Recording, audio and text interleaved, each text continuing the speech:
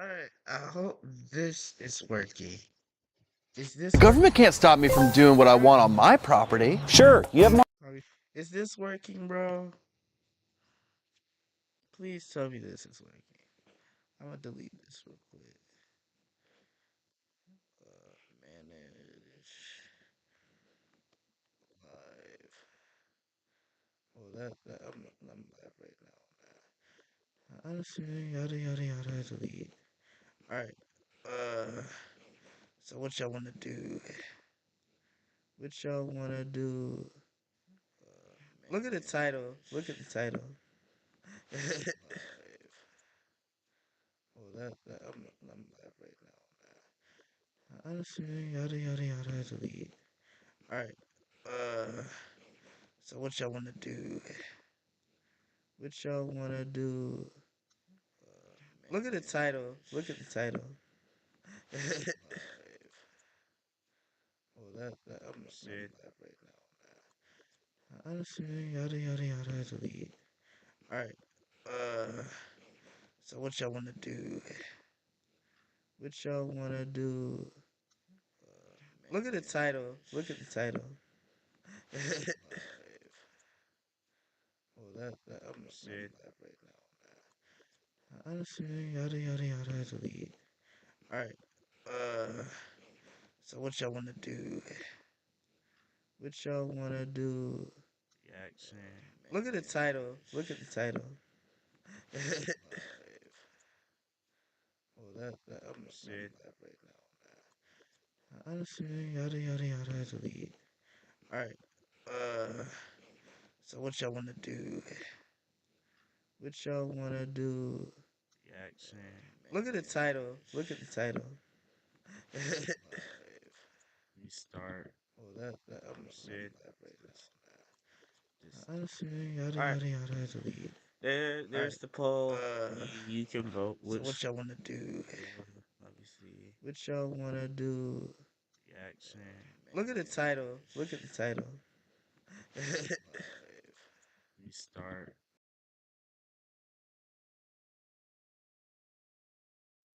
Jeez.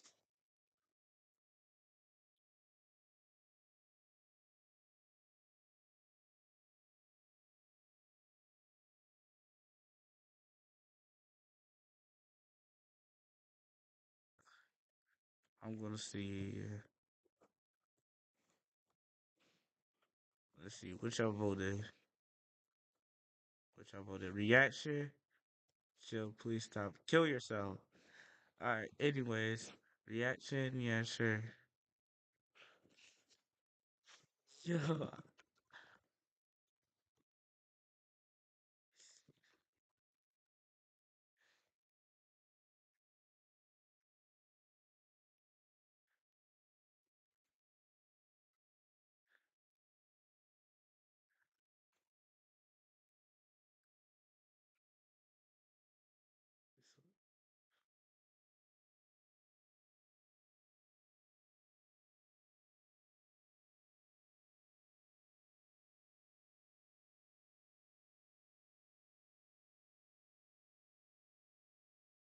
Oh.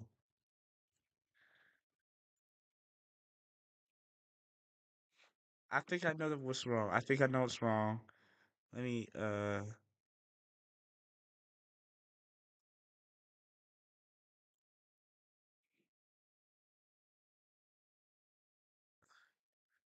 gonna see. Yeah, that's Let's not. see, That's what y'all not. voted? What y'all voted? Reaction. Chill. Please stop. Kill yourself. All right. Anyways, reaction. Yeah, sure. Yeah, yeah. What's the beef about? Yeah. What is the beef about? What is the beef about?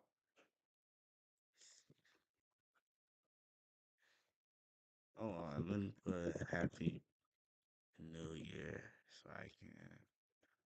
I actually never thought I could do that. Pin message. Never knew I could pin messages.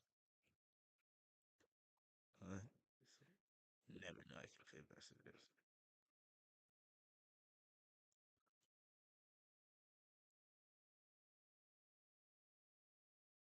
Yeah. Oh, I'm putting him in timeout for like. I think I know what's wrong. I think I know what's wrong. Let me.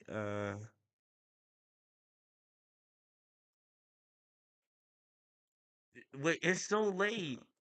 It's so late. Oh, I'm putting him in timeout for like. Why is it so late? I think I know what's wrong. I think I know what's wrong. Let me.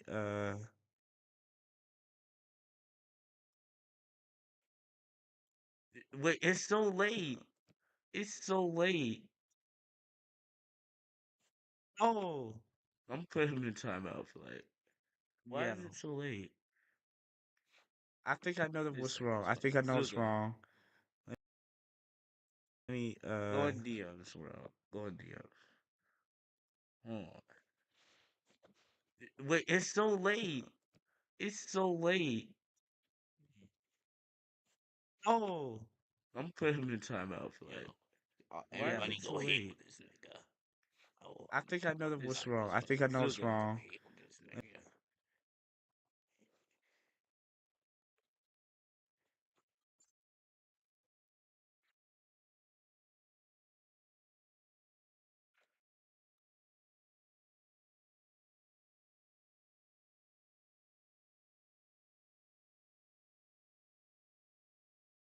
Right.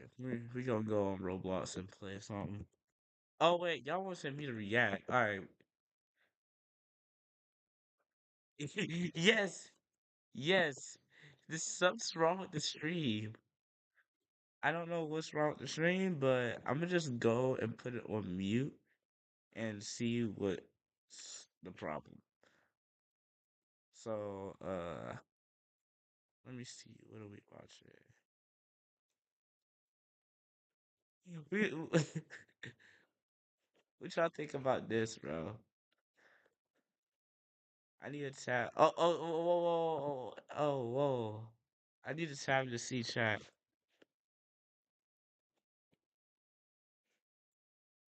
I need a tab to see chat. I need a tab to see chat.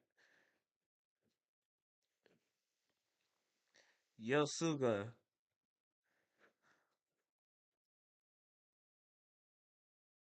I will give you. You know what? Never mind. I'll put you in time again for just 1 minute.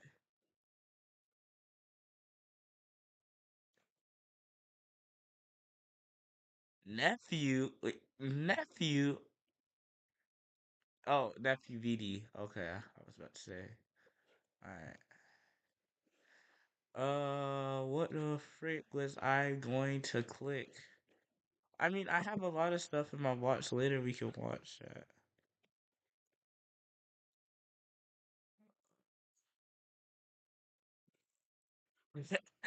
We can watch this. Let me. Just by thinking about it. Meet Base 44. It's been a long year since I've done a Ring cameras video, and as it turns out, people are still creeps and a lot of new videos have surfaced, so let's look at some of them. This first video is a very real and grisly reminder that danger can be following you anywhere at any time, even to your front door. And it can be a lesson, especially for women, to be alert of your surroundings, especially before opening your front door.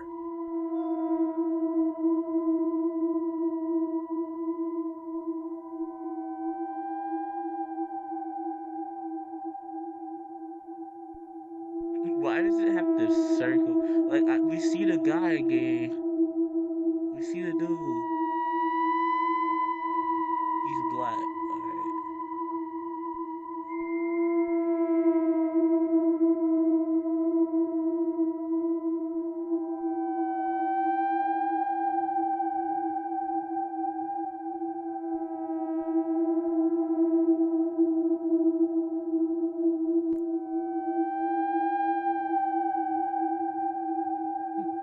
The fuck? Oh, he's white. This shit is not scary. Give me something that's actually scary, bro. Um, how about we watch something good? How about we watch something good? Hold on.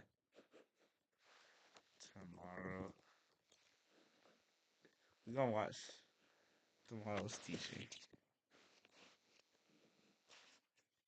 What y'all think about this? Mike, you just broke up with my best friend. And now I understand why. It wasn't because I wasn't enough, it was because I was too much. This is crazy. Jessica couldn't handle me, but maybe you can.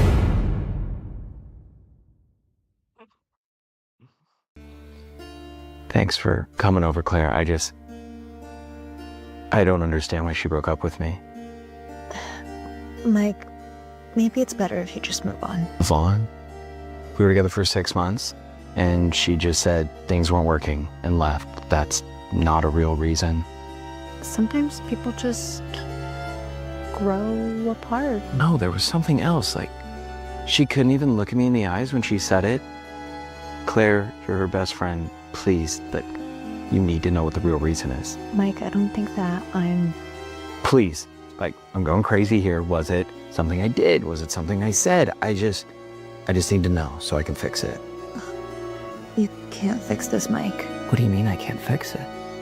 Because it's not about your personality or anything that you did wrong. Then what is it about? It's physical. Physical. Like she wasn't attracted to me? No, that's not what I mean. Oh my God, I knew it. Like, I wasn't hot enough and now she's with someone hotter. Stop, Mike. It's not about your face. What? Oh, it's about down there, isn't it? She thinks I'm too small, and she couldn't handle living with someone that was inadequate. That's not it. I should have known. She was always, seemed so disappointed, always like made excuses. Oh my God, I'm such an idiot. You're completely wrong. What? It's not that you were too small, it's the opposite. The opposite. Jessica said you were too big. Too big. Okay, Claire, you don't have to lie to make me feel better. She said it was uncomfortable. Painful, even. Painful? She said every time you two were intimate, it would hurt. She couldn't even enjoy it because she was afraid of the pain. But she never said anything to me about it. It's because she thought that she'd get used to it, but it never got better. No, that doesn't make any sense. I was always gentle. Get used to it. Okay, so how many times have they done it then? Why the fuck you say get used to it? Always asked her if she was okay. Mike, it doesn't matter how gentle you are if the size difference is too much. Sorry, I'm just finding it hard to believe that that was the real reason. Why would I make this up? I don't know. You're trying to protect my ego or something? You want the truth? Fine. Jessica said, and I quote, "Mike's massive thing is just too much for me. I can't handle it." Okay, she actually said that. She said it felt like she was being split in half. She started dreading being intimate with you because she knew it would hurt. That's why she always had excuses, like, my head hurts, or I'm too tired and I want to take things slow. Now you're getting. Oh my God, I was hurting her this whole time and I didn't even know it. She didn't want you to know because she cared about you and she thought that maybe there was something wrong with her. This is so messed up. I thought I was hurting her, but really I was just too much. It's not your fault. It's just biology. Has she told other people about this? Maybe she's mentioned it to a few of our friends. What did she say? She said your relationship was physically challenging. Challenging. That's what she said. She wasn't trying to embarrass you. She was just processing her feelings with her friends. Yeah, but now everyone knows about my situation. It's not like she was bragging or making fun of you. Okay, what exactly did she tell them? Mike, I think you want... Yes, I do want to know. I need to know what people are saying about me. She said that you were well endowed to the point that it was a problem. Okay, well endowed. That's one way to put it. She said she tried different positions and techniques, but none made her comfortable. She discussed her sex life with you guys in detail? Girls talk, Mike, you know that. We share with our friends. Yeah, but now I look like some kind of freak. They do it. It's not the way anyone sees it. Well, how do you see it? What do you mean? I mean, you heard all the details, so what do you think? Mike, I don't think we should. Do you think Jessica was exaggerating? I don't know. I wasn't there. But you're curious, aren't you? Mike, what are you doing? You want to see if she was telling the truth. Mike, this isn't appropriate. But you're not saying no. Mike, you just broke up with my best friend. And now I understand why. It wasn't because I wasn't enough, it was because I was too much. This is crazy. Jessica couldn't handle me, but maybe you can. I shouldn't. You've been thinking about it ever since she told you, haven't you? Maybe a little. Then let's find out if Jessica was right. Oh, this is so wrong, but I've got to know.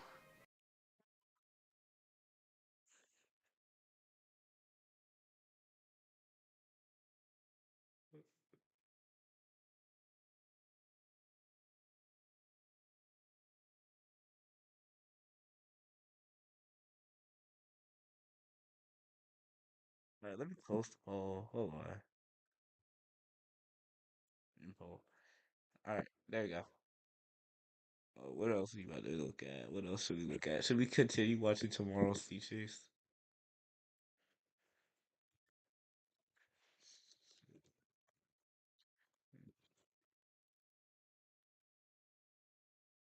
Oh my god, it's all caps. Should we continue watching tomorrow's teaching?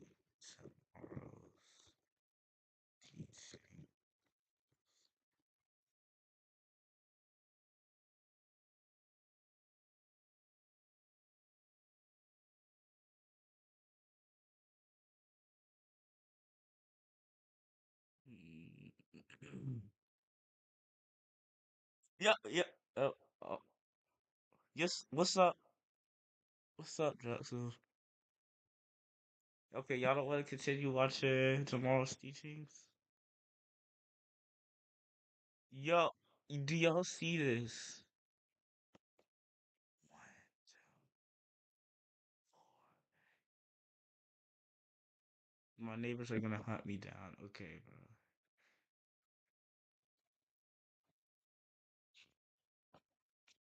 Let's see. What should we watch? Spider-Man fights. We're gonna. What you wanna watch? Iron Man. And who? What you wanna watch, Iron Man?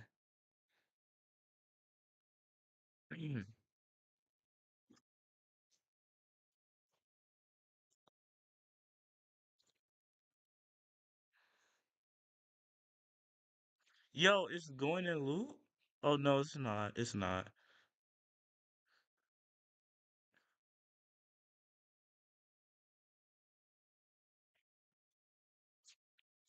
Let me check the description see if it has any. We need to put like a game in our description. Hold on. Let me get some game and put in our description so we can get some more people in here. Do y'all want to see how bad I am at a game? I'm gonna show y'all how bad I am at Uma racing. Hold on.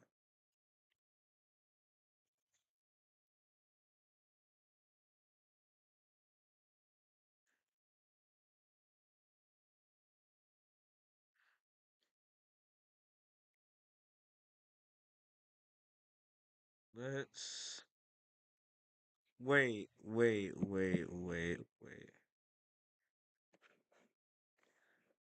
Yo, I man, hear me out.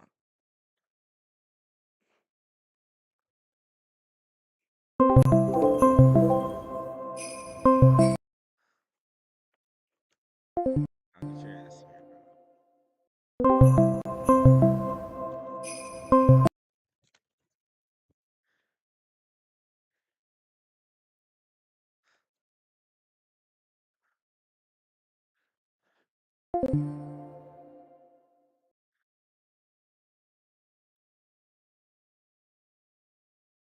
Nitro. Alright. Watch this. Watch this.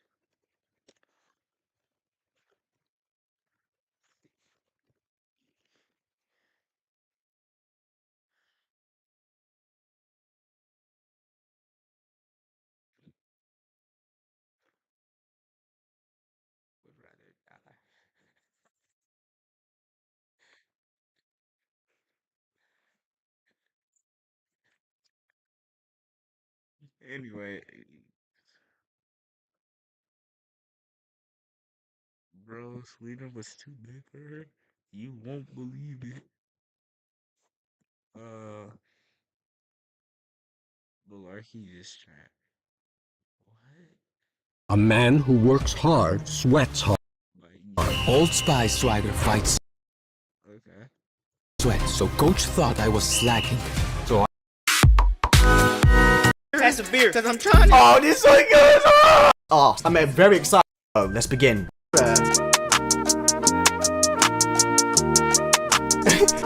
How much is he flexing? Now, I would pocket watch. I don't have time for it though. Is that why he probably went out? That's why he went out in the nighttime, so you can't see how much he's holding his end. Malarkey, watch who you talking to when you say that I'm ass. I'm the fucking boss, nigga. Come and take my class. You look like an off-brand Drake without the beard. No, listen. So I am Drake. See, he doesn't know it. I am Drake. You're my Malarkey fan. What is this? You're my Malarkey fan. Just let you know that he's weird and.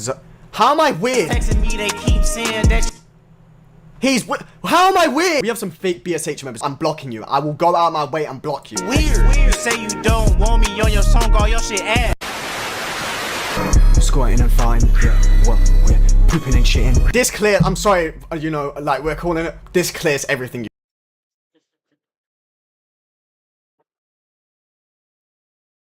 How about we watch something that's like actually scary? Y'all wanna watch something scary?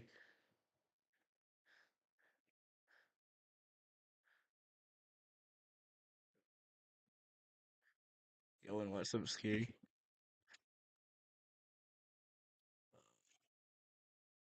Watch later? Let's go to my watch later playlist. Here we go to my watch later playlist. We can watch this.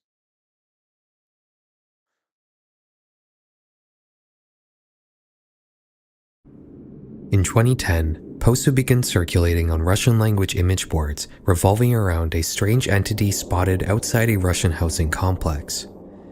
This creature, slightly larger than a human, was supposedly climbing down an apartment building much like a spider would, sticking to the walls with its long black limbs. Once it reaches the ground, its limbs shrink and the creature more resembles a tall, skinny human.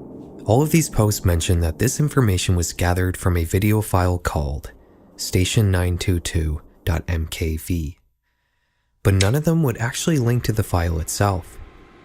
The most we get from any of these posts are merely just screenshots from the clip. Supposedly, the station922.mkv file contains some sort of malware that destroys the operating system of the computer it's played on. This story would be passed around over the next couple of years, with new information occasionally being added to it. The clip was supposedly filmed in a suburb of Moscow, but nobody could find any evidence of this video actually existing. That is until 2013, when a user known as Funtail on YouTube would post the full video to his channel.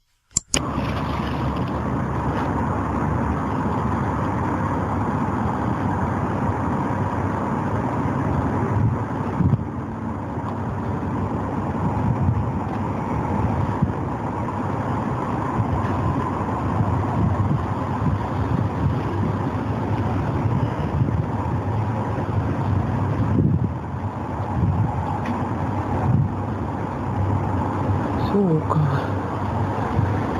Охуеть. Охуеть.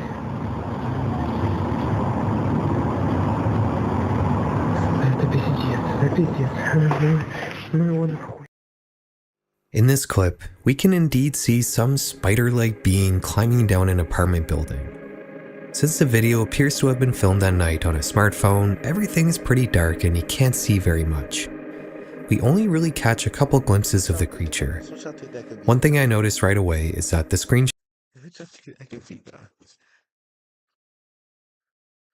Somebody wants to debate Ultra 2. Okay, sure. Who is it? I do it after the stream. I mainly want to watch Chilling Scares if y'all know who that is. No. Chilling Scares.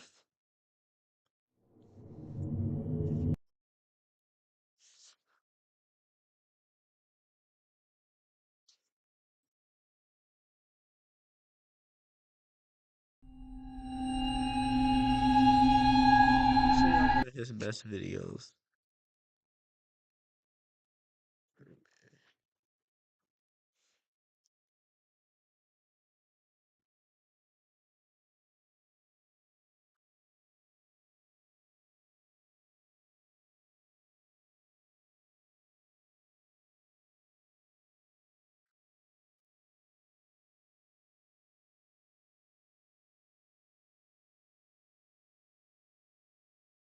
I'm gonna show y'all abandoned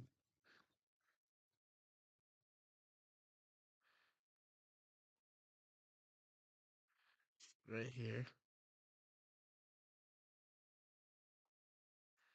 Yeah, my PP itch chat. Chris faced many dangers.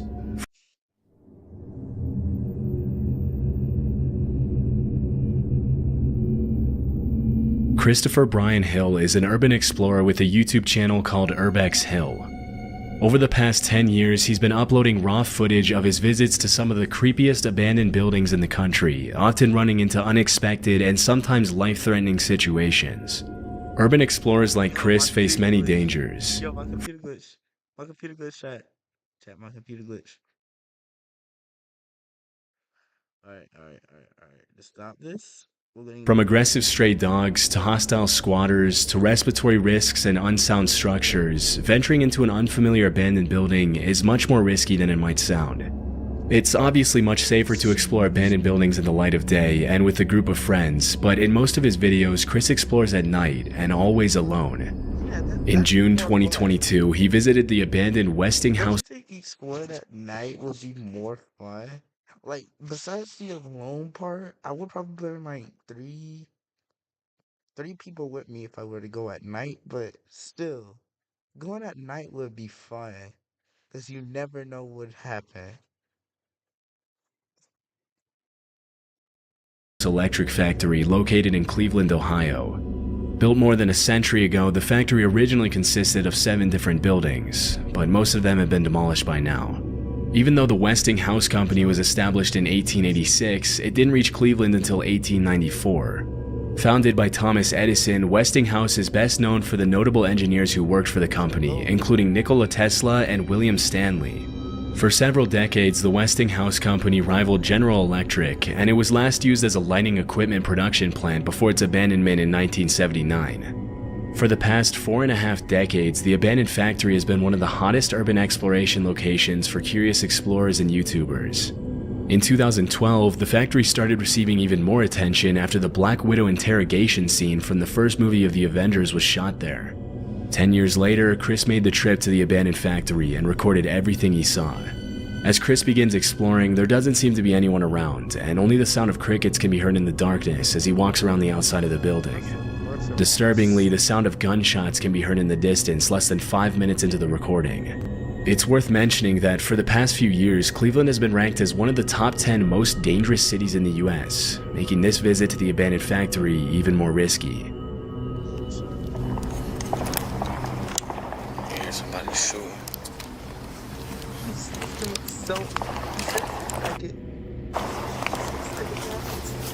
That's Cleveland. Wow. That's crazy. It's not even that far away from here. Oh, that sounds like a shootout. Chris has experience exploring everything from abandoned mental hospitals and sanatoriums to vacant occult temples, and he shrugs off the fear as he enters the creepy building.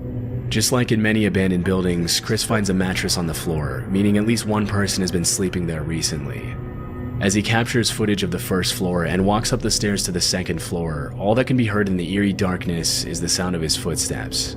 A few minutes later, Chris goes down to the basement, and the footage becomes increasingly creepier as Chris runs into a series of dead ends under the leaky, moldy ceiling. Okay, I'm hearing something. Maybe it's an animal. There's animals down here. At several points during his exploration of the basement, he can be heard making comments about a strange noise coming from somewhere on that floor, and at first he seems to think it's an animal. Alarmingly, he finds a few shell casings on the ground from what was probably a 9mm handgun. Although it would be pretty unsettling to find something like this lying on the ground in an abandoned factory basement, it's worth mentioning that police departments often use abandoned buildings and complexes for training exercises. However, in this case, it's impossible to know if that's really what happened. Shortly after, he comes across a series of disturbing messages on the walls. He continues recording as he walks down narrow corridors, and this is where things get a lot more disturbing. This place is so wet. Oh, you scared the out of me. Yo. You need some help, bro? Yo. Dad, he's not even responding. I'm gonna leave him alone. Get the out of his way. Bro, that's crazy. After about 20 minutes of exploring, the visit takes a very dark turn as Chris runs into a hunched over man without a light at the far end of the room. He calls out to him and asks if he needs any help, but the man doesn't move or respond, and Chris decides to leave him alone. Understandably, Chris's breathing can be heard getting louder and heavier after the extremely unsettling encounter, but things were only about to get more disturbing for him. You know what? I'm gonna help that dude out. I'm gonna get this dude a $20 bill. Yo. Play War Thunder now. Join millions of players across the globe in massive battles on tanks, aircraft, and helicopters in the most extensive vehicle combat game ever. Hey, I got some money for you. He's not there, and he's not responding. About 4 minutes later, Chris decides to go back to help the man out by giving him a $20 bill. But alarmingly, when he goes back to the room, the man is no longer there. This could be incredibly dangerous, as squatters are known to behave aggressively toward unwanted visitors. And because they know the place better than anyone else, they can easily hide in the shadows and attack or scare visitors when they least expect it. One theory that many viewers seemed to favor was that maybe the man was not a homeless person at all, but a gang member who was hiding from the shootout that could be heard at the beginning of the video. However, it's impossible to confirm if this was actually the case, and it seems pretty unlikely given his strange behavior. As he continues searching for the man, Chris notices bats flying around the basement, and things get even more eerie at this point. There's a lot of bats down here, too.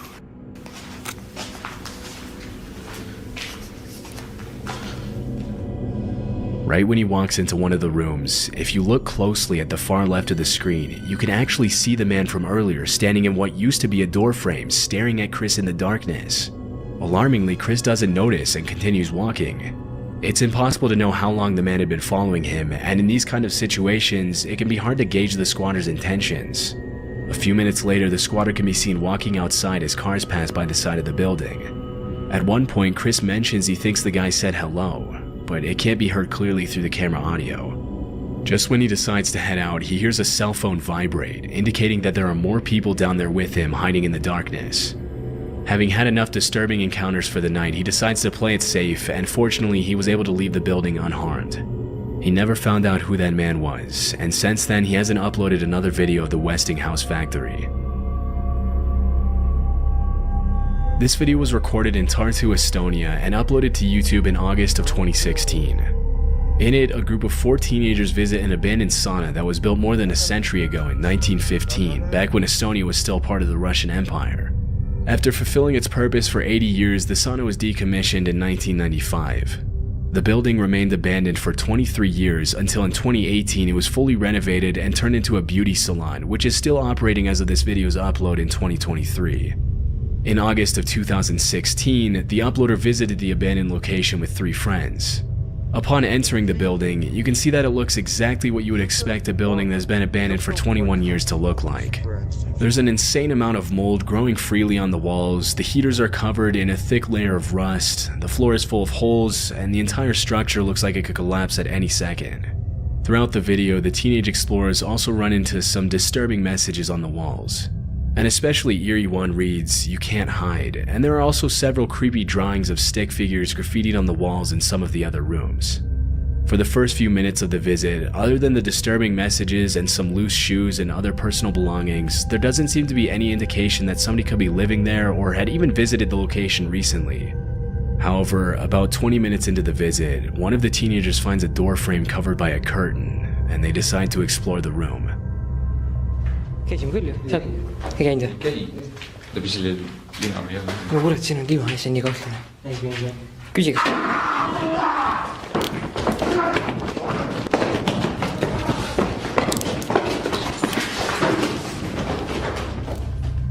As one of the explorers shines a flashlight into the room, a gut-wrenching scream can be heard coming from the shadows. Immediately, the 4 teenagers run out of the building in a panic. When they finally step outside, the sun is already set, and the boys get into the car to flee from the location. Although the explorer was too busy running to show footage of the screaming man, it's more than likely that it was a homeless resident of the abandoned building who wasn't expecting visitors.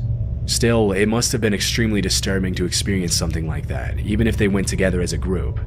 After that day in 2016, the boys never went back to the abandoned sauna again. In March of 2022, YouTubers Meg and Chris uploaded a new video to their channel, Back in Time MC, in which they showed footage of their visit to a rundown old farmhouse somewhere in the UK.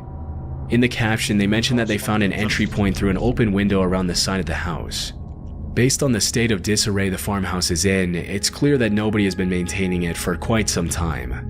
The floor is covered in leaves and cobwebs, the shoes look dusty and unused, and there are even a couple of dead animals lying on the floor, along with some shotgun shells lying on top of a bedside table. The only clues that indicate somebody could have been at the location relatively recently are that one of the light bulbs in one of the bedrooms looks relatively new, and some of the clothes in the closet look only gently used. Based on the pictures that Chris finds on different shelves and hung up on the walls, it appears as if a family of at least 4 children used to live in the farmhouse. As the couple continues with the exploration, they walk into one of the upstairs bedrooms, where they find something very unexpected. Nice thin, narrow piece of carpet that comes all the way across. Absolutely nuts. Maybe we'll come into this bedroom here. And wow. Oh my god! Hello! You're alive! You are? You know, man, you live in here, you can't live in here. Yeah? You No! But we can't. We thought it was abandoned. We thought it was abandoned. You can't live in here. When he first walked into the room, Chris didn't notice that there was someone asleep in the bed. It wasn't until Meg walked in and made a noise that the woman sleeping in the bed woke up and gave them the scare of their life. Although the uploaders blurred the woman's face out of respect for her privacy, it's clear that she's pretty old. During the conversation, she tells the couple that she doesn't have any family that could take her to live somewhere else less depressing. Out of sheer kindness, Chris and Meg keep the lady company and try their best to understand her situation. She introduces herself as Jane, and over the next 10 minutes they ask her questions about how she ended up living all alone in an abandoned farmhouse. Thanks to the couple's empathy, the initial shock of being startled by the sleeping old lady and seeing her living in such terrible conditions quickly turns into a heartwarming moment in which the 3 of them talk about each other's lives. What happened was, I came here to help somebody. Okay. And this is only for a week I'm coming. Yeah. And that was 1993. Oh god. Wow, so you've been here nearly 30 years. Yeah. Disturbingly, Jane mentioned she's been living in the abandoned farm. Video posted 30 years. That means she's been there. If she's still there, it's 33 years now.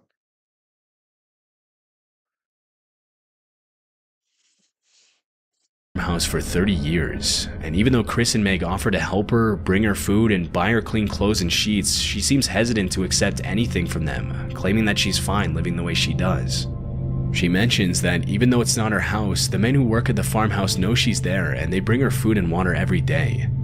In a touching moment at the end, the couple agrees with Jane to visit her again soon. This would have been a happy ending to the story, but Chris and Meg included a caption at the end of the video that cast the situation in a more disturbing light. The caption reads, "I did a lot of research to try and find the name of the farm and whom it was owned by. Luckily, I got the information needed, and I even got a message from someone who knew the farmer who farms there." Chris goes on to explain that the man who reached out to him also knew that Jane was living there, and that the farmer also lives in the farmhouse with her. According to the man, Jane is very well cared for, but she chooses to live in those terrible conditions anyway. The man also mentioned that Jane's husband is up there constantly to make sure she's okay, but she doesn't accept his help very easily, or anyone's help for that matter. It's worth mentioning that Jane might not have been completely truthful about her situation to Chris and Meg. During their conversation, she mentioned that she didn't have anyone to care for her except for the farmer, but the man who knew the farmer told Chris that she also has a brother who tries to take care of her. Not entirely convinced by what the man told him, Chris continued digging for information and found that the farm was not on any land registry records, but there was another property to Jane's name that she owned between 1986 and 2015. After visiting the other property, Chris mentioned that it was as unkempt and beat up as the farmhouse itself. Having heard two different versions of the story from the man who contacted him and from Jane herself, he decided to contact Adult Social Services. This is the email he received from them. "Good morning, thank you for your email. I can confirm that Adult Social Care are aware of this lady, however, I'm not able to provide you with any further details. We appreciate your input and the information you have provided, and thank you for raising your concerns with us."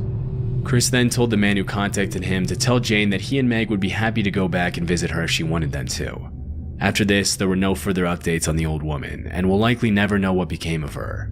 The only thing we know for sure is that if someone else decides to explore the abandoned farmhouse in the future, they'll likely run into the same situation as Chris and Meg. Sadly, this type of situation is much more common than many people realize. With rising prices and the overall state of the global economy, a large part of the elderly population is being forgotten. Hopefully, Jane can accept some help from her family members and live out the rest of her days in much better and healthier conditions than the one she was in when the video was uploaded. Robert Fulton Elementary is an abandoned school in a pretty rough neighborhood of Cleveland, Ohio. The building is 92 years old and has been abandoned for over 13 years. After several complaints from nearby residents who mentioned that the abandoned building was an eyesore, a potential crime hotspot, and that it was lowering the value of their properties, the mayor of Cleveland announced plans to turn the rundown old building into a high-quality, mixed-income housing unit for the community. Although the idea is still in the planning stages and the city needs more funding to complete the project, the plan is for the renovations to begin by the end of 2024. For now, Robert Fulton Elementary remains one of the creepiest abandoned schools in the country. In May of 2023, Chris Hill, again from the YouTube channel Urbex Hill, uploaded a video in which he made a second visit to the boarded-up, abandoned elementary school. The first video he made of the school was back in 2022. During his first visit, he heard strange humming, chanting, creaking, and banging noises coming from different rooms. This was part of the description in the first video. Most sections of the building are falling apart, and the water and elements have done irreversible damage to the structure. I would not recommend anyone explore this school. You risk getting robbed or worse. With that being said, I heard weird noises and other various things during my exploration. After these incidents, the vast majority of people would have been too terrified to even think of going back, but 2 years later, Chris decided to make a second visit to the school alone at 1 a.m. Wow. So he warned himself and decided to go back. The decay is crazy in here.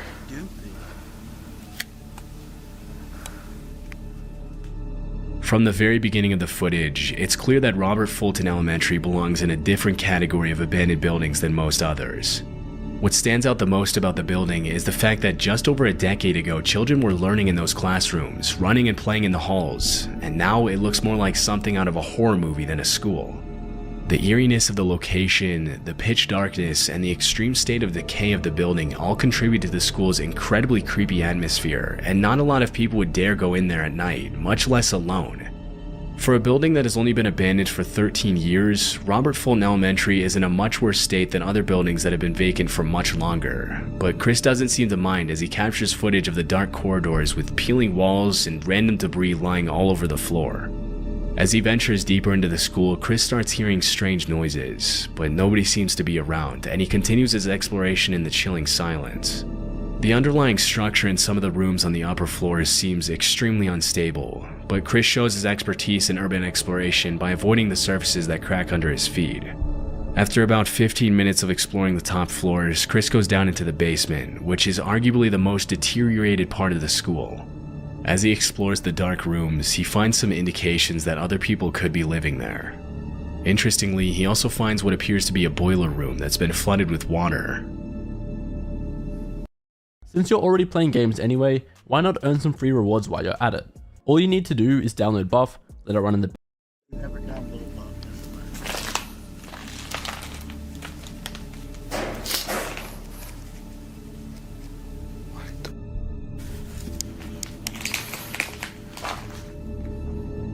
At around the 30-minute mark, a loud banging noise can be heard coming from one of the rooms, and it becomes very clear that Chris is not alone. As he steps into one of the classrooms, he finds a very eerie message written on the chalkboard, which reads, "Don't explore alone," as well as a paper sign on the door that reads, "Keep out." Despite the clear warnings, he goes inside, only to find more signs that somebody's living there. This is where Chris's visit to Robert Fulton Elementary takes a very chilling turn.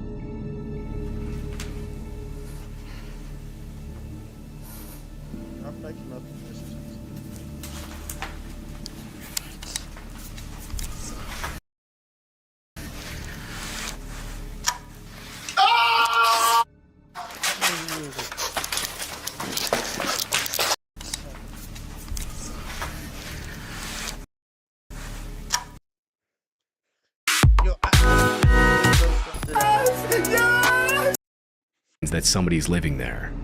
This is where Chris's visit to Robert Fulton Elementary takes a very chilling turn.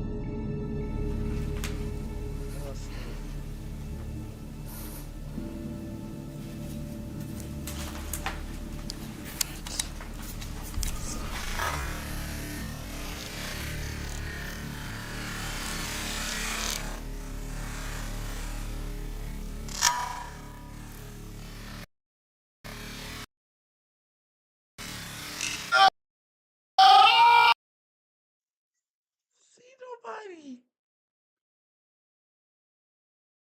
Must be just overreacting.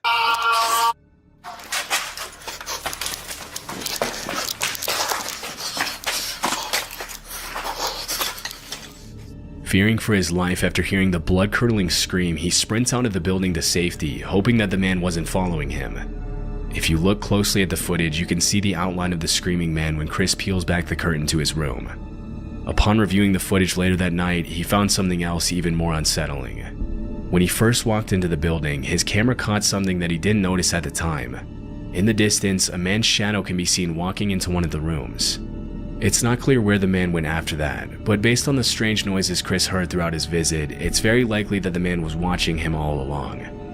Although the scream was terrifying to hear, and we can only imagine what Chris must have felt at that moment, it's worth mentioning that the room he entered was probably the man's home, and from the squatter's perspective, it was probably just as terrifying to see a random man pull back the curtain to his room. These kinds of encounters can often get violent very quickly, but thankfully Chris once again made it out safely.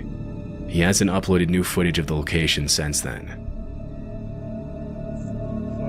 This footage was uploaded in October 2019 by YouTuber Baker X Derek, a tour guide from San Bernardino, California. One day, as he was riding his motorcycle on the highway in California, he noticed an abandoned house sitting on top of a hill and decided to take a look inside.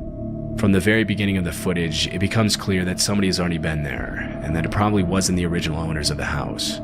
Unlike many abandoned buildings, you can tell this house used to be beautiful before it was vacated, but that doesn't make it any less creepy to visit, even in the middle of the day. Oh, heebie-jeebies, dude. Dude, that dark room. I kept feeling something was gonna jump out at me. What's down here?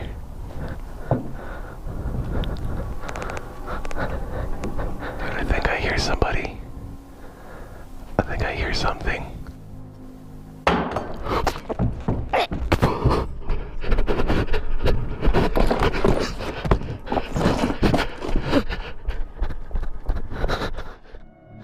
Derek goes down to explore one of the rooms on the bottom floor, and this is where he hears a disturbing thud.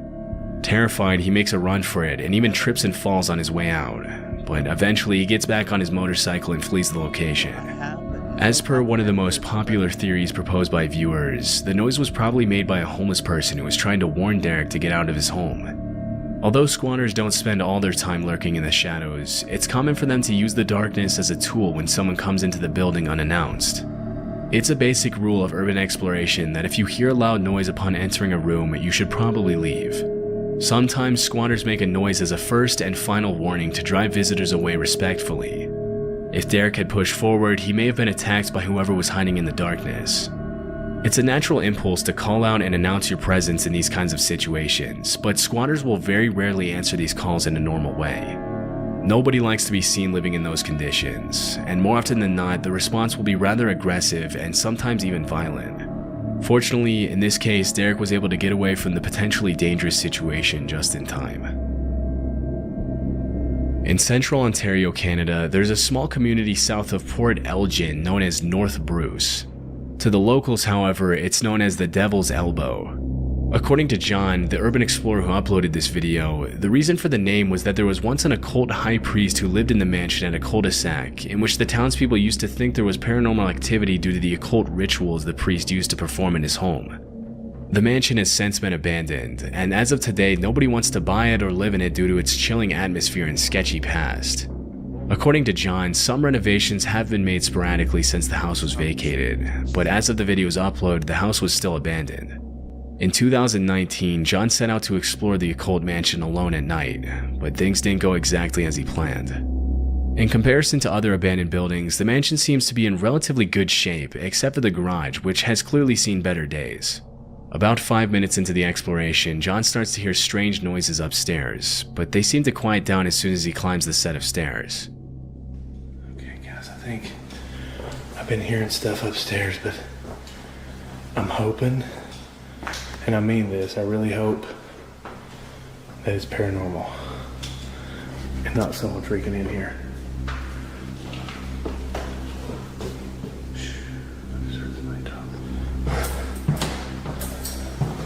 My keys are making noises.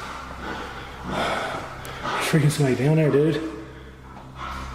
Come on, quit messing with me. I'm just trying to freaking, I'll leave.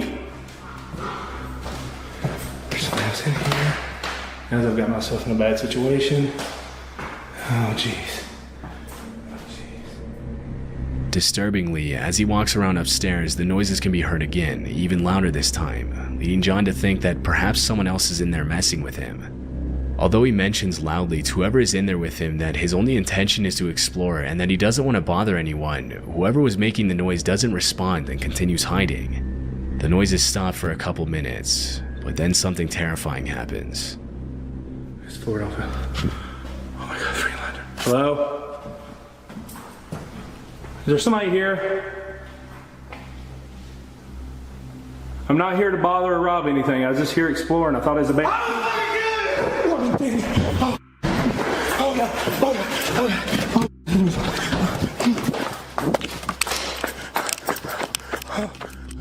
Disturbingly, a man's voice can be heard screaming, "I'm gonna kill you," and before catching a glimpse of who it is, John runs out of the mansion immediately and doesn't look back until he's a safe distance away from the building. It's unknown who was in the house or how long they had been watching him, or even if they had bad intentions or were just messing with him. According to several viewers, it's very unlikely that the other person in the house was another explorer. In the urban exploration community, people usually help each other out, and there's a sort of code that every explorer sticks to in order to help keep creepy locations as safe to visit as possible. If the other person in the house was another explorer, making noises in an abandoned house and screaming, "I'm going to kill you," would obviously be very out of the ordinary. That leaves the question of who could have screamed at John. It's more than likely that it was just a homeless person who didn't want any visitors, but because John ran out before he could see anyone, this much will probably remain unknown forever. Now, what did y'all think about that, bro? I'm gonna kill you is crazy.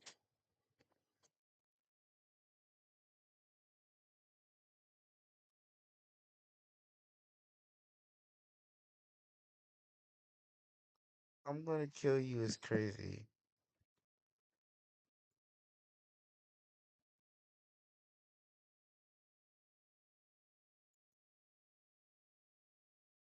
What do y'all think about that?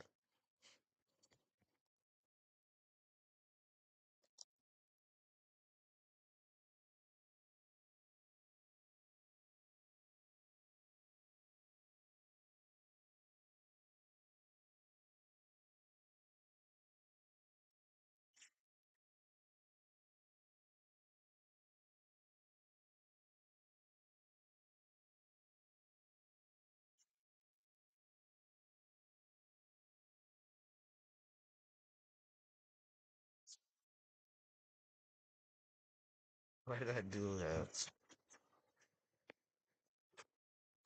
Yeah, I think I should do ASMRs, bro. Like live stream ASMR.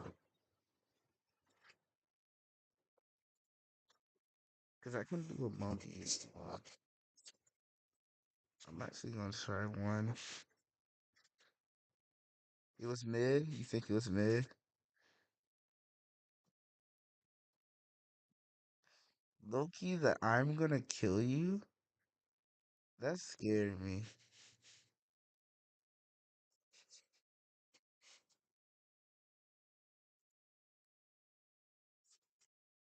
My work is easy because I use ClickUp. Here's how I keep track of all my tasks. I start by brain dumping everything I need to get. On the 31st of May 2022, members of several crime-related subreddits like Prison, Ex-Con, and Felon saw the same post from an account named Criminology Student. A quick glance at the post revealed that it was asking ex-convicts to take a survey, reading, "Research participation needed. Hello, my name is Brian and I'm inviting you to participate in a research project that seeks to understand how emotions and psychological traits influence decision-making when committing a crime. In particular, this study seeks to understand the story behind your most recent criminal offense, with an emphasis on your thoughts and feelings throughout your experience. In the event that your most recent offense was not one that led to a conviction, you may still participate. Additional surveys are included after the open-ended section as to best understand your unique traits. The study should take about 15 to 20 minutes to fully complete." This was then followed by a rather professional-sounding disclaimer from the OP, as well as his email and full name, Brian Koberger. Now, requests for surveys like this aren't exactly uncommon on these subreddits, especially from students much like Brian. But the questions in this one are a bit strange, asking things like, how did you travel to and enter the location that the crime occurred? Before making your move, how did you approach the victim or target? Before leaving, is there anything else you did? How did you leave the scene? However, the DeSales University email ID and the fact that the survey was hosted on an official-looking website suppressed any suspicion people might have had about its legitimacy. It's unclear how many people actually completed the survey, but Brian must have had some luck because he reposted the same request on many other subreddits over the next month. What none of the participants knew, however, was that this survey would end up becoming evidence for one of the worst crimes in Idaho's history. The police first became aware of the situation on November 13th, 2022 at around noon after receiving a disturbing 911 call traced to Moscow, Idaho. 911 location of your emergency. Something is happening. Something's happening in our house. We don't know what. What is the address of the emergency? 1122.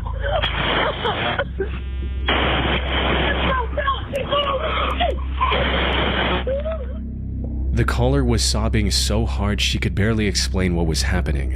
Then another girl grabbed the phone from her and told the dispatcher that her roommate was unconscious and not breathing. Officers rushed to the scene, expecting the worst outcome. However, nothing could have prepared them for the brutally gruesome scene they were about to walk into. The house, located on Kings Road, was the off-campus residence of several University of Idaho students. And upon arrival, the officers saw bloody remains of 4 of these students scattered throughout the house. All 4 of them had numerous lacerations and stab wounds, and had tragically already passed away by the time help arrived. According to later autopsy reports, the 4 were attacked by likely the same person at around 4 a.m. One of the surviving roommates, who later called 911, remembered seeing a masked stranger roaming around the house around that time. But she was too intoxicated to trust her own vision and passed out shortly after locking her bedroom door. Crime scene investigators arrived at the scene shortly after the police and began looking for clues. Unfortunately, the only thing they found in the house was the leather sheath of a knife under one of the victims. This finding would prove extremely important later, but at the time it did little to help investigators identify the killer. The DNA present on it, for example, wasn't in the FBI's database. Though what made the case even harder to solve was the complete lack of motive. Nothing was missing from the house, and there were no signs the perpetrator had done anything other than commit the murders. With no other option, investigators began analyzing CCTV footage from around the region. And that's when they discovered a white Hyundai Elantra speeding away from the area shortly after the estimated time of the crime. Further analysis revealed that the same car had been circling the victim's house hours before the incident. Tracking this vehicle led to 28-year-old Brian Christopher Koberger, the same Brian Koberger who had posted this survey on Reddit months earlier. He had a master's in criminal justice and was pursuing a PhD at Washington State University. That said, he had no real connections with the victims. His presence in the general vicinity of the incident wasn't strong enough evidence to issue an arrest warrant either. So the investigators looked deeper, and using his phone data confirmed that he'd visited the house many times in the past. He also turned his phone off for several hours around the same time as the incident, something he had never done in years. He likely thought that keeping his phone off would prevent law enforcement from tracking his location. But this sudden break in pattern stood out even more, giving authorities the go-ahead to arrest Brian. However, tracking him down turned out to be far more difficult than investigators had anticipated. By the time they caught on to him, he was long gone from his university. And after a weeks-long manhunt, Brian was finally located and subsequently arrested on December 30, 2022. He was found hiding in his parents' home in Pennsylvania, over 2,500 miles away from the crime scene. DNA samples taken after the arrest also matched the sample found on the knife sheath perfectly, further confirming that Brian was the one investigators were looking for. And while he kept denying the allegations at first, he eventually confessed to everything in exchange for a plea deal to avoid the death penalty. He stood trial on July 23, 2025, and was sentenced to 4 consecutive life sentences without the possibility of parole. His conviction also put his Reddit survey requests in a much different light. Brian was trying to learn how other criminals carried out their crimes and the mistakes that got them caught so the same didn't happen to him.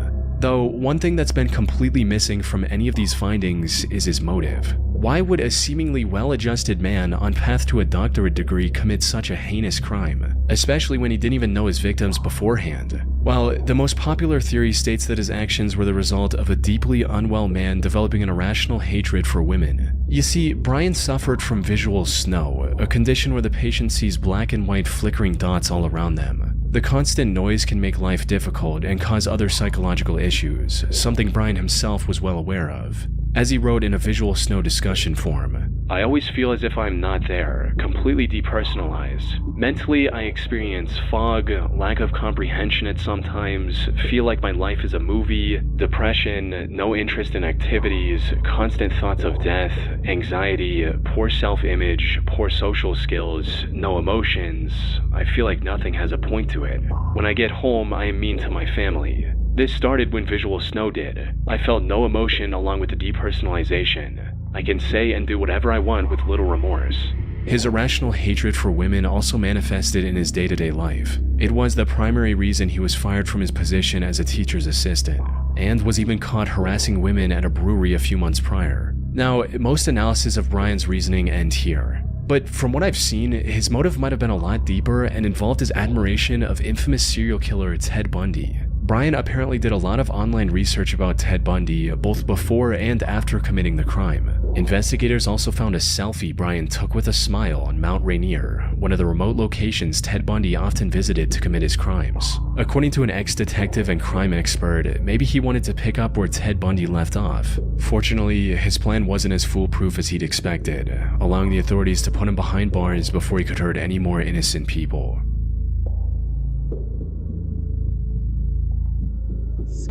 Not only is Reddit a place to find some extremely disturbing threads, but as of recent, it's also been a place I've been finding some pretty unsettling medical stories. For example, I recently saw an innocent-looking post in r/mildly interesting where a woman woke up with different sized pupils.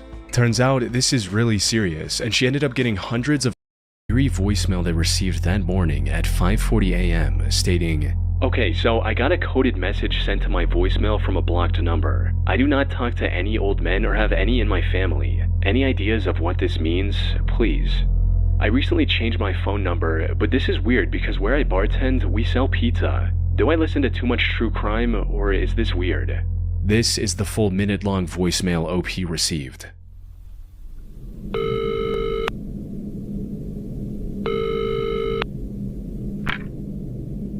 You should always judge pizza by the sauce, the dough, and the cheese, not by the toppings on it. Also, when ordering pizza, especially for delivery or pickup, it is not a bad idea to order it well done, as most places have a tendency to undercook it, especially when they're busy, like on a Friday night. Now that is, of course, unless you like it lightly cooked. Now, I have no interest at all in watching the Kardashians, and I never have, nor will I ever wear a backpack. And I hope this is clear to you. The whole thing sounded like nothing but incoherent rambling on a first listen. It started with a somewhat understandable point about judging pizza from its sauce, dough, and cheese, since those are the core components of pizza. But then the advice about ordering a well-done pizza made no sense, as pizza being delivered undercooked isn't really an option. Though, the most bizarre sections of the voicemail came from after the pizza rant, where the topic suddenly jumped to watching the Kardashians, and even more strangely, wearing backpacks. How this all connected to each other was unclear, and even if it did make sense, what any of it had to do with the OP was an even bigger mystery. Not to mention the fact that this sender dialed *67 before sending the voicemail. This service allows users to Did y'all hear that, bro?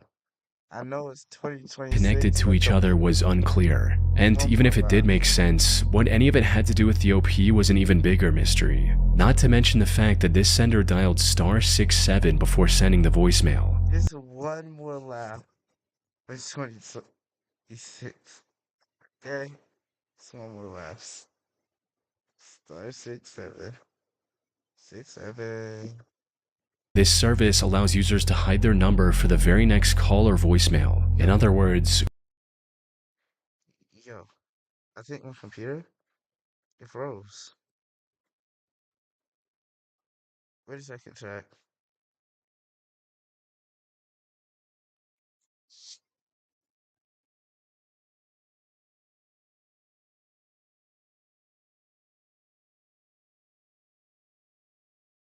whoever sent this message wanted to stay anonymous. Now, one of the first working theories people on Reddit came up with was that the sender was more than likely suffering from dementia. One user even shared a personal anecdote on the matter to back this particular assessment, stating, "Sounds like someone with dementia. My grandpa would talk very much like this before he passed. At some points, he would even wake up in the middle of the night and have full-blown conversations with nobody."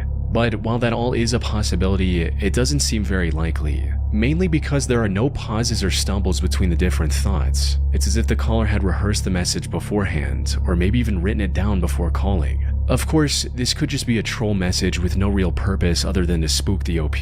However, a more plausible theory gives this otherwise strange-sounding voicemail a much more sinister meaning. And it all stems from the Pizzagate controversy from back in 2016. Where Democrat-led establishments, namely the Comet Ping Pong Pizzeria in Washington, D.C., were accused of being fronts for illegal trafficking rings. At the time, several official sources, including the Washington Police, New York Times, and the Washington Post, ensured that this was nothing more than a conspiracy with zero proof to back its claims. For instance, the accusations claimed the restaurant had a basement where underage victims were kept before being sold off. But when inspected, the building turned out to have no basement at all, let alone one big enough to facilitate a large-scale criminal operation. However, the sheer popularity of this controversy could have led to an actual uptick in using pizza-related terms as code for actual trafficking operations. So, as the theory goes, the message OP received was encoded with similar intentions and was meant for someone else. Especially with the addition of, "I hope this is clear to you" at the end, which implies a deeper meaning to those words. As one user put it, "It's some kind of coded message for a person who most definitely was not meant to be you." The "I hope this is clear to you" line, as well as it sounding like he's reading off of a prepared script, makes it seem pretty deliberate. The random mention of Kardashians and backpacks seems like another code in the midst of a weird rant about ordering pizza. Seriously, who undercooks pizza? And finally, the fact that they hid their number, it just kinda solidifies it in my mind. He either dialed the wrong number, which seems more likely as your line is already 3 years old I think you mentioned, or tried to reach the person who had your last number. Following this logic, some other users tried to decipher the code, but without the actual key, there is no way to confirm or reject any of these interpretations. For instance, the undercooked or well done parts could be a metaphor for the victim's age or their skin color. The mention of not watching the Kardashians could refer to the type of payment agreement the sender is looking for. And as one user pointed out, the Friday section could be a way to confirm the meetup date. The possibilities are truly endless. And as far as I could find, the OP never got any more messages, calls, or voicemails from this person, leaving the true meaning of this creepy, likely encoded message a complete mystery. We have got to the point where literally anybody can build a fully working app without knowing how to code. This is On February 24th, 2015, Reddit user Concerned Hubs made a rather concerning post on r/legal advice. It read, "Need advice on talking to police regarding my wife. My wife has not returned home since she went out shopping late Saturday. It's getting to the point where I should call the police to file a missing persons report. I would like to be as helpful as possible when speaking to the police, but want to avoid triggering any suspicions about me. I hear a lot of stories of husbands being falsely accused when something happens. Should I only give them information in response to specific questions? Is there anything I should not bring up? I'm planning on contacting the police tomorrow morning. I can't postpone much longer as I'm getting messages asking about her and I don't want to say anything to her friends or family until I file the report first. I now realize that I should have talked to her friends and family first, but at this point I don't want to explain why I didn't file a report yet." Upon seeing this post, some people were genuinely worried for the safety of OP's wife and urged him to call the police immediately. Jesus Christ, man, call the cops. What is wrong with you? You should have called the cops when she didn't come home Saturday. However, with every comment he replied to, it became clear that the OP was more worried about not looking suspicious to the police than about his wife's well-being. Unless your wife is in the habit of disappearing for days at a time, what are you thinking? If I last heard from mine Saturday, I'd be totally freaking out. Well, I am totally freaking out. In addition to being concerned about my wife, I'm worried that this will snowball into something more than a missing wife case. It seems that the police can be overly suspicious in these situations. I was going to tell the police that I waited because I didn't think that they'd do anything anyway until after 48 hours have passed. Just passed that a few hours ago now. This is true, but I'm wondering if it will sound reasonable to the police. One person even suggested that the OP was just a troll, making up the whole story after watching a movie with a similar plot. But as with his other replies, the OP doubled down once again and focused more on not looking suspicious than addressing the situation itself. This sounds a lot like Gone Girl. You trolling? If not, then you're perhaps the most irrational person to show up here in a while. If that's the case, then I hope your wife is okay. Never seen Gone Girl and am not trolling. What have I said that's irrational? I just want to avoid the situation from developing into more than it has to be. And when people tried to call him out on his twisted thinking, he started lashing out, writing things like, "Who are you to judge what a normal person would be thinking in a stressful and scary situation?" In trying so hard to not look suspicious, the OP was only making himself seem guiltier with every passing minute. This resulted in most users accusing him of taking the life of his wife and then trying to learn how to avoid suspicion with the police on Reddit. "So, where'd you hide her body? Seriously, just from this messed up post, I think you killed her. Does anyone else think OP killed her?" As soon as people started making these accusations, however, the OP suddenly changed his story and miraculously found a convenient note his wife left behind, writing, "Update, she was leaving town for a while to spend time with an old friend. I'm going to have my wife's best friend make some calls to my wife's family and friends to let them know that she's okay. Update 2, looks like I'll be talking to the police today after all. Shortly after my wife's friend contacted my father-in-law to explain, I started getting very angry messages from her family saying that they're calling the police. My first thought was to call police right away before they do, but think I'll wait for now since it doesn't make sense for me to call just after finding the note." Unfortunately for the OP, this wasn't very convincing. The idea of his wife leaving home for shopping and then spontaneously deciding to spend days out with a friend was absurd on its own. But what made this even stranger was the fact that she didn't even try to text or call him and left a handwritten note instead. Smartphones were everywhere in 2015. Even if her own phone was dead, she could have easily borrowed her friend's. Something was not adding up, and there were two distinct possibilities. On the one hand, maybe his wife did actually leave with her friend after Saturday night shopping, but she only did so to escape OP's abusive behavior, something he claimed that he never did. On the other hand, the accusations from Reddit users were true, and OP was just desperately looking for a way to cover up his tracks. This second possibility grew even stronger when someone found an Ask Reddit post OP made that same day asking whether notes from loved ones are usually typed or handwritten. Put simply, he was likely looking for the best way to forge the note he said was from his wife. This removed a lot of doubt people had about his guilt. The OP, however, stuck to his recounting of the events from here on, and even posted long-winded stories about family drama with his in-laws. And after arguing with people on Reddit for a full day, the OP disappeared from the website. His last comment promised an update that never arrived, leaving his story without a clear end. Where he is now is unclear. Maybe it's prison if something nefarious really was going on here. But without an update or news article, we will never know for sure. On January 18th, 2014, a post on r/AskReddit asked users to share the scariest situations they'd been in, moments when they weren't even sure if they would make it out alive. This post reached the front page of Reddit and received thousands of replies with people sharing stories from their time in the military, experience with car accidents, and how they felt when faced with a cruel prank from a relative. However, most of these stories paled in comparison to the disturbing account user SwiftJustice25 shared about their encounter with a creepy man in a foreign country. The comment read, "This post is very long, but I couldn't tell the whole story very well without it being this long. When I was a missionary in Brazil, my companion and I were approached by a seemingly homeless man who greeted us in almost perfect English. Turns out he was an American who had been living in Brazil for about 30 years. His name was Bickford. He had to have been in his late 50s to 60s. It was hard to tell because of his big beard and very unkempt appearance. He feigns interest in what we were peddling and asks for a copy of the Book of Mormon, but is clearly more excited to be speaking English with two Americans. We meet up with him a few times to discuss religion, but he would always meet us at the side of the road or some other public but still secluded place. We had to give weekly reports to the ecclesiastical leaders for the local unit about who we were meeting and teaching. After meeting Bickford a few times, we bring him up in our weekly meeting. The bishop and his other leaders instantly know who we are talking about and caution us to stay away from this guy. Apparently, he's a bit unstable, and once or twice a year will start bothering the missionaries. My companion and I can't believe the bishop is referring to the same person, and we continue meeting with him. I don't know how to adequately describe the creepiness of this guy. Between his disheveled appearance, flat out lying to us, and other small signs, he had a certain sinister vibe. But with nothing concrete to put our finger on, we continued to speak to him. Occasionally, he would run into us outside of the house we lived in. In one of these encounters, he invited them to his house in the jungle, all while talking about how nice and wonderful it was there. The OP and his partner reluctantly agreed and showed up at the road closest to the house. Bickford arrived a bit late and then told them to follow him into the jungle through waist-high foliage and insects. However, what they witnessed on the other side of the trail was beyond disturbing.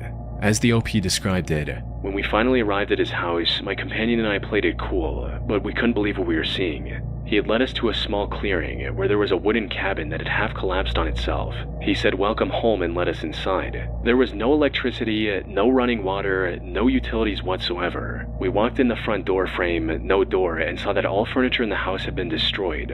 Literally, someone had concentrated a large amount of effort and time to achieve this level of destruction. Chairs were unrecognizable, and there was trash everywhere. He begins showing us the main room inside the front door. That's when I noticed them.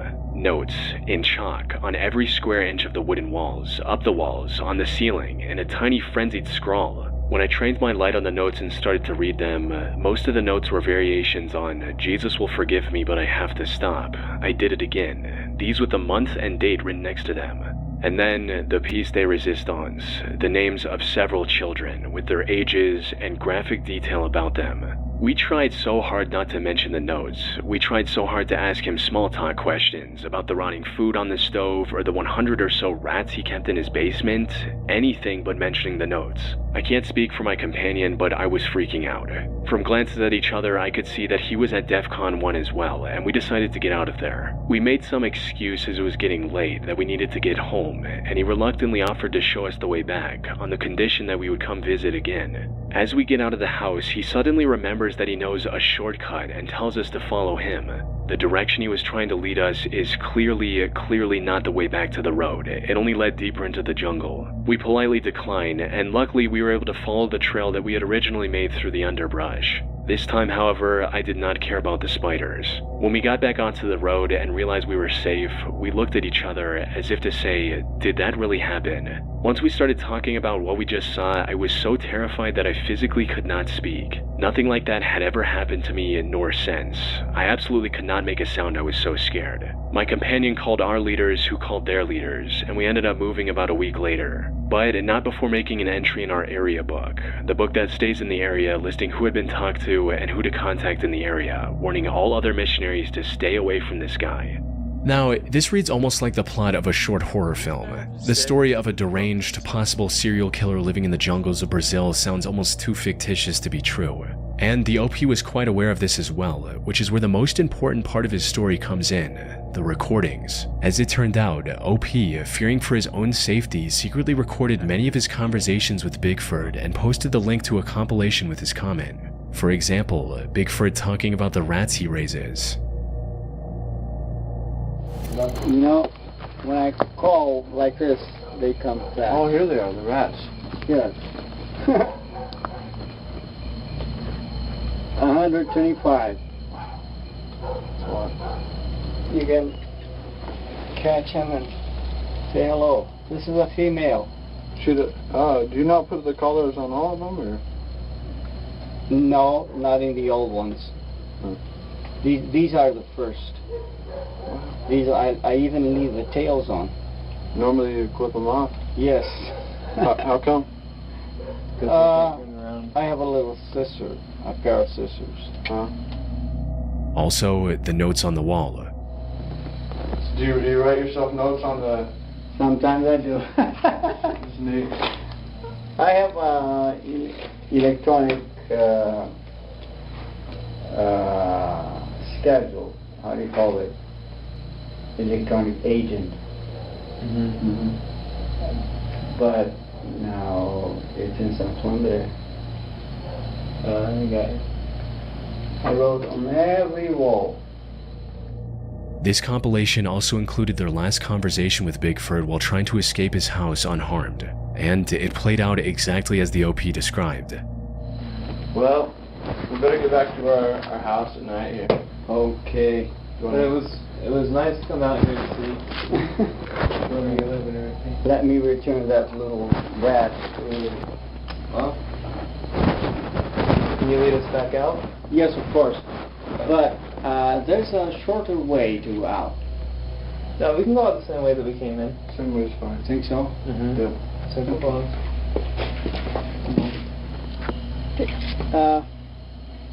Yes. Please come this way. All this way to the gate is so wet. You're going to. It's okay. No, I'd actually prefer to go that way because that way wasn't so bad. Oh. I know. Well, so there's a short. You know, remember that street I told you? The street.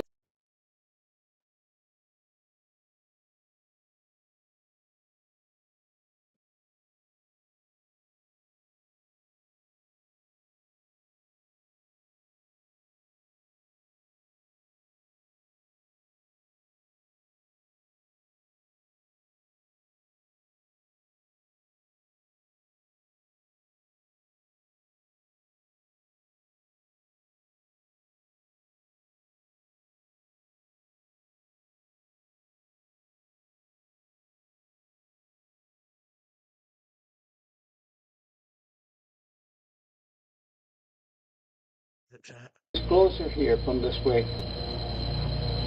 Let's go. We can pass by the same place we were 2 minutes ago.